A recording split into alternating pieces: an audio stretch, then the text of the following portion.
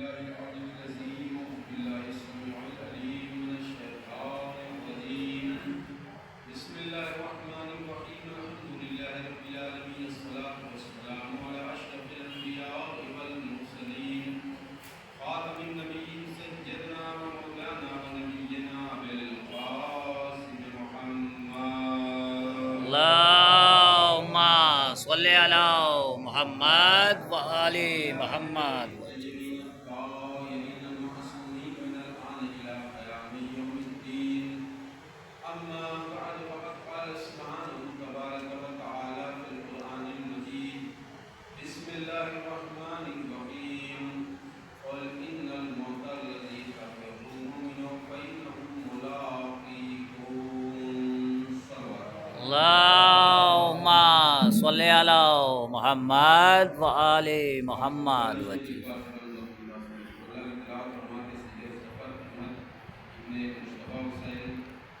شہانہ بانو ابن مشتاق حسین، مہتاب حسین ابن مصطفیٰ حسین، حسینہ بیگم بنت ممتاز حسین، مصطفیٰ حسین ابن صادق حسین، مصطفیٰ حسین ابن ممتاز حسین، ان مرحومین کے وقت کے ساتھ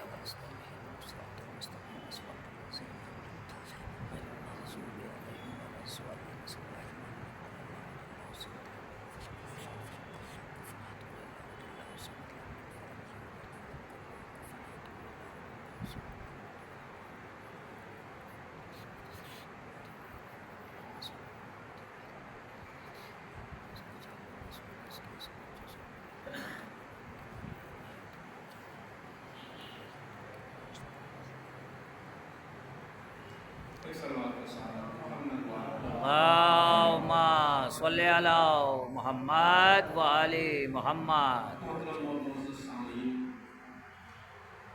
یہ مختصر سی سال ثواب کی مجلس ہے جو ہر جمعے کو ہوتی ہے۔ تمام مومنین کے لیے ایک آسانی اور ایک سہولت ہے، جو مومنین کو یاد کرنے کا ایک بہترین ذریعہ ہے۔ ہم ہر جمعے میں سورہ جمعہ کی اس آیت کو پڑھتے ہیں، سنتے ہیں یا دہراتے ہیں کہ تم موت سے چاہے جتنا فرار کرو، موت سے چاہے جتنا بھی بھاگو گے، لیکن ایک نہ ایک دن وہ تم سے ملاقات ضرور ہوگی۔ ثم تردون إلى عالم الغیب والشہادہ، اس موت سے چاہے جتنا بھی فرار اختیار کرو، بھاگو، مگر تم اگر لوہے کے 7 قلعوں کے اندر بھی جا کے چھپ جاؤ گے تو وہاں ملک الموت کو پہنچنے سے دنیا کی کوئی طاقت نہیں روک سکتی۔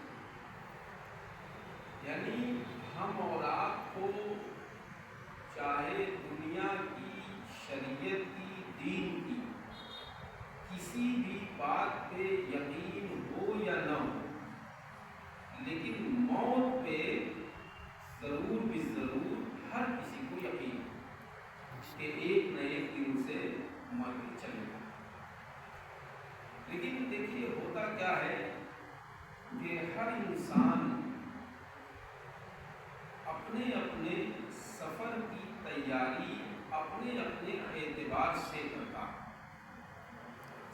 آپ جانتے ہیں کہ آپ ٹرین کی مثال لے لیجیے، ایک آدمی لوکل میں بیٹھ کے اگر جا رہا ہے تو وہ بھی لکھنؤ پہنچے گا، ایک آدمی سلیپر میں ہے تو وہ بھی پہنچے گا، ایک 3rd AC میں ہے وہ بھی پہنچے گا، ایک 1st AC میں وہ بھی پہنچے گا۔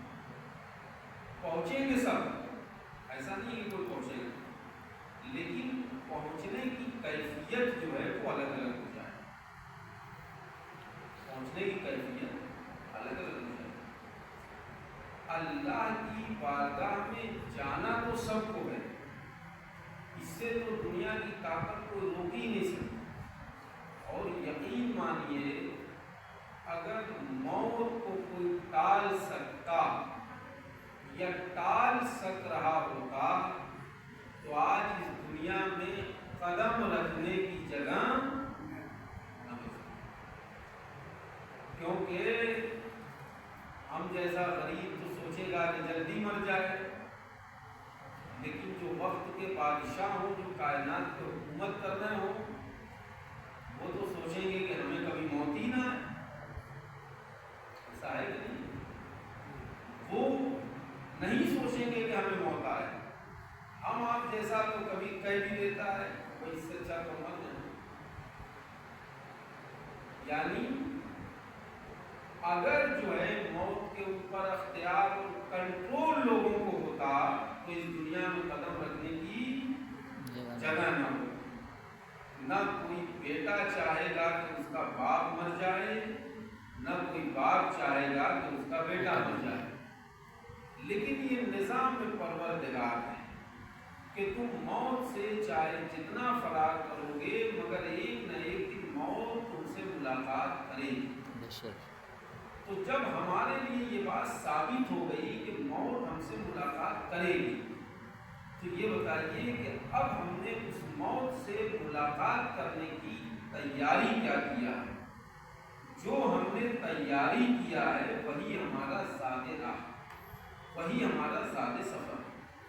हम सबको अगर मालूम है कि रात में हमारी 10 बजे की ट्रेन है और हमें जाना है, हमें लखनऊ जाना है, हमें कानपुर जाना है, हमें गोरखपुर जाना है, तो अब हम अपने एतबार से तैयारी करेंगे या नहीं करेंगे? ज़रूर तैयारी करेंगे। तो जब 2 दिन और 3 दिन के सफ़र के लिए आदमी तैयारियां शुरू करता है और परेशान होता है, घबराया होता है कि कैसे होगा और कब होगा, क्या हालत होगी ट्रेन की, क्या पोजीशन होगी और कैसे जाएंगे, कहीं ऐसा न हो कि बहुत भीड़ हो, कहीं गर्मी से हम बेहाल हो जाएं। एक एक पॉइंट पे आदमी सोचता है और गौर करता है, क्योंकि उसको मालूम है कि हमारा टिकट है, हमें जाना है। तो मेरे अजीजों, बस इसी तरीके से ये दुनिया है।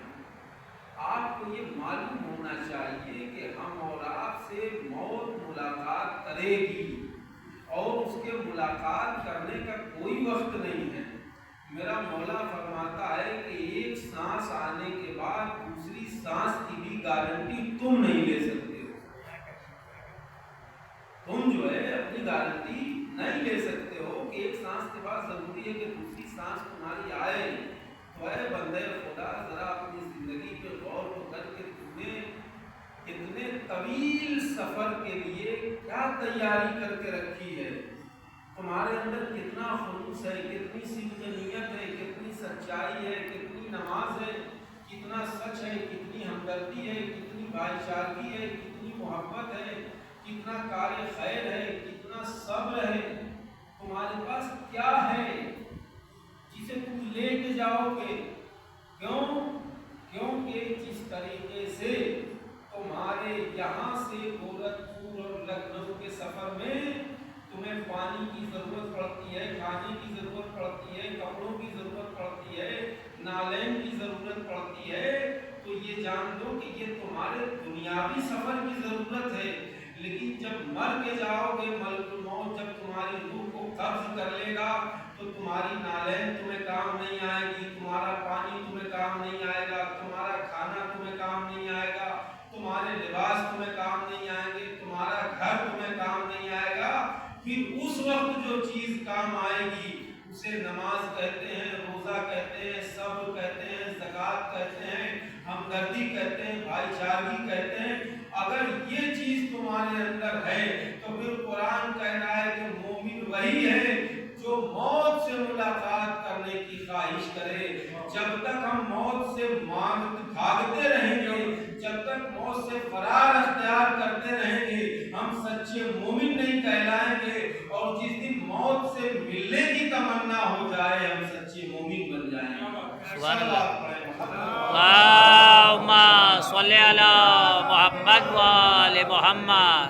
फतमन्नउल मौत इन कुंतुम सादिकीन। ऐ लोगों, अगर तुम सच्चे हो तो मौत की तमन्ना करो। मैं खुद अपने को भी कह रहा हूँ कि इतने लोग बैठे हैं, जरा बता दो कोई कि मुझे मौत की तमन्ना है कि मेरी मौत जल्दी आ जाए, कोई ख्वाहिश हो कि हाँ मैं मर जाऊँ जल्दी से। लेकिन कुरान क्या कह रहा है? देखिए, दुनिया के रस्म व रिवाज और दुनिया के नाम नमूद में ना ये कुरान खालिस है।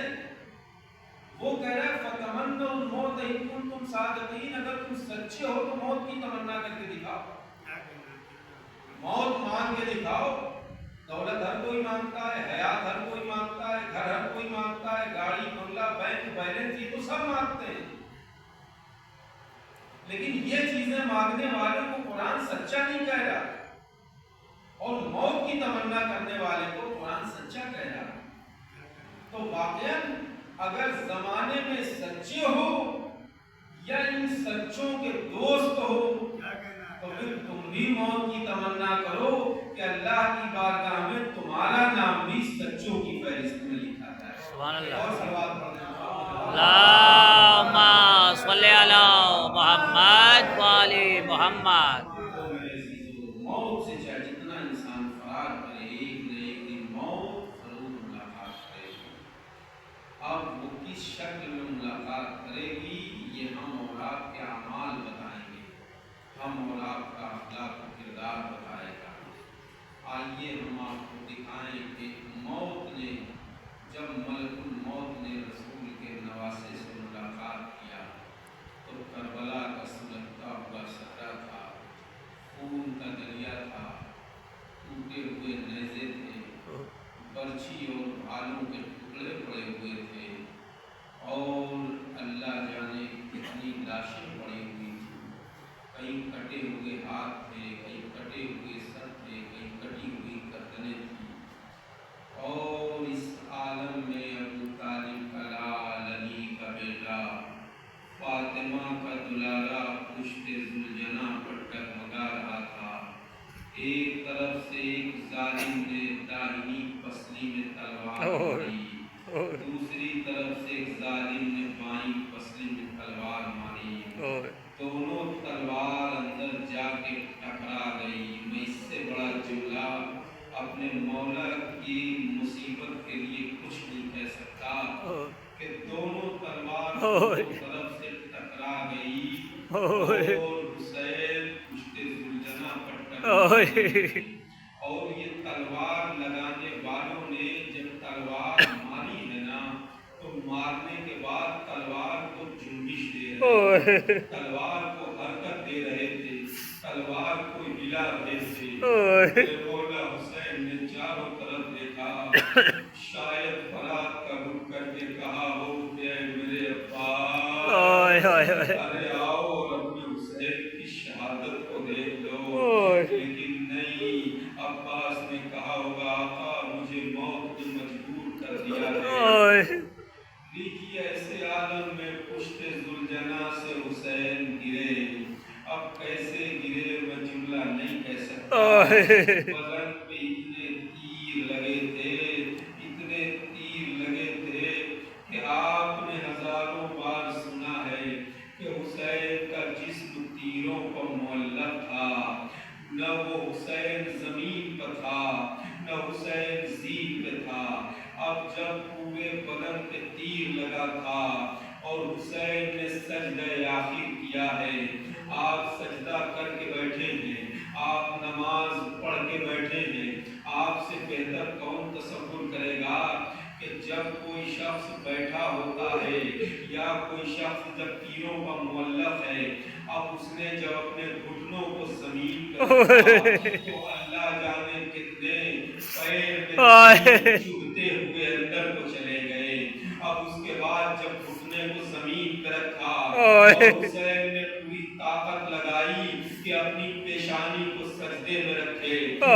एक जुमला कहूंगा, हुसैन ने जब अपनी ताकत और कुव्वत से अपनी पेशानी जमीन पर रखा तो सीने में लगे हुए तीर पुष्प की तरफ से निकल गए।